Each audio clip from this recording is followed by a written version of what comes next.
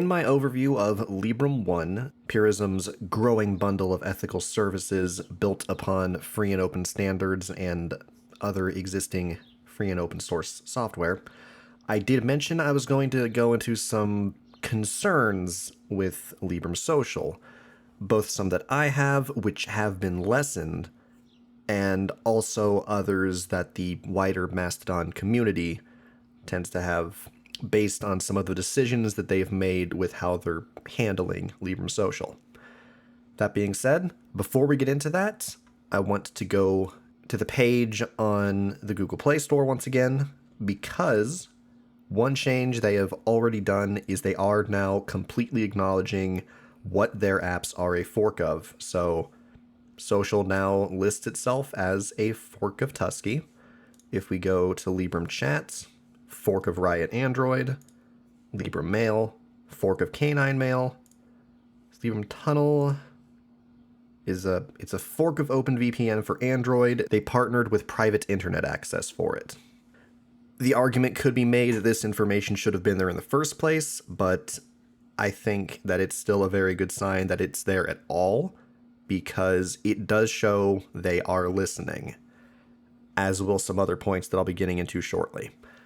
So, Librem Social. I mentioned I was going to be waiting for further blog posts by Purism since they said they had a lot coming. This one did come out the same day as my previous video, and this regards Librem Social primarily.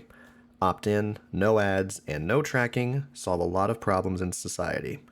So, I'm not going to read through this blog post, but I will summarize some of the points here, such as they talk about what most people want. They want to opt into the content they see, they don't want ads, and they don't want to be tracked. That's fair enough. They also talk a little bit about the pros and cons of timelines and how things like Mastodon handle timelines, which is different than how Librem Social handles timelines. Librem Social does not have timelines enabled. All of the content that you see with Librem Social is completely opt-in rather than the traditional opt-out approach. So, when you first log into Librem Social, well, you're not really going to see any content because you'll need to follow people or search hashtags, things like that. From what I've heard, they do plan to help discoverability there a little bit, but they do want to keep everything opt-in because they don't want to tell you who to follow, which I can appreciate that. That being said, the no timeline approach, that is different from Mastodon, which Librem Social is based on their own fork of. So they do some things differently.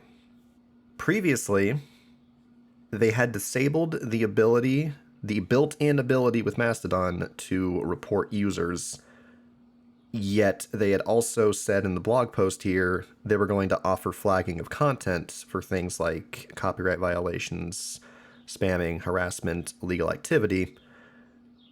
They said that despite having initially disabled the reporting feature, they have since re-enabled it. It's kind of still unknown at this point what level of moderation they will actually perform, but again, they are listening to their community. Librem Social is Purism's attempt at something completely different for social media. All of the content that you'll experience is all opt-in. Let's take a quick look at how you can use Librem Social on your desktop computer, for example, because I don't really have a good way to record my phone. So, what can you do with Librem Social? One of the important things with the whole Librem 1 suite is you are not locked in. You can use any client you want with their services. You can use their clients with any other providers. So you can still use the Librem Social app. You don't have to use Librem.1. You can use Librem.social with your existing Mastodon accounts if you wanted to. You can also use your Librem 1 account with other Mastodon clients. That's what we're going to get into now. And the easiest way to do that is simply going to social.librem.1, which will take you to the login page. At that point, you simply put in your login information to Librem 1, just like you would on the other Librem 1 services. When you first log in, your feed will be completely empty. You'll want to find people to follow, but once you do, it will fill up with the content that you have opted into.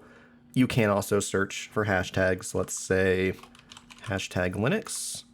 That'll bring up a list like this. You can see how often people have used that hashtag within, I'm not sure what the time frame is, but you can see, okay, Linux hashtag, fairly popular, and that'll pop up over here. Being that Mastodon is an open platform, you don't have to use the official Mastodon front end. You can still access any Mastodon instance with other clients and other front ends. My favorite right now is a web-based front end called pinafore.social. I'm probably pronouncing that wrong, but I've always said pinafore. Pinafore? Pinafore. Pinafore. One of those two. Web client for Mastodon designed for speed and simplicity. Unlike the main stock Mastodon front end, this has more of a tabbed approach, kind of more similar to what you would get on your mobile device with the Librem Social app.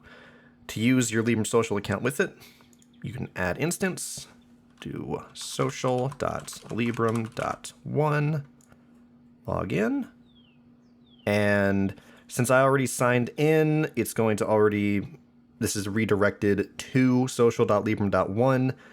If you're going straight to Pinafore and you're not going to social.librem.1 beforehand, it will have you log in that way. So I'm going to authorize, and there we go. So that about covers it for this quick look at Librem Social. If you guys have any questions or other things you'd like to discuss, feel free to do so in the comments below. You can follow me on Librem1 at social.librem.1/@Axel. You can find the link via my website. You can also still find me over on linuxrocks.online. I do also have that listed on the website as well on the contact page. Anyway, till next time, this has been Axel. Thank you guys for watching, and I will see you guys in the next one, where I will be going over Librem Chat.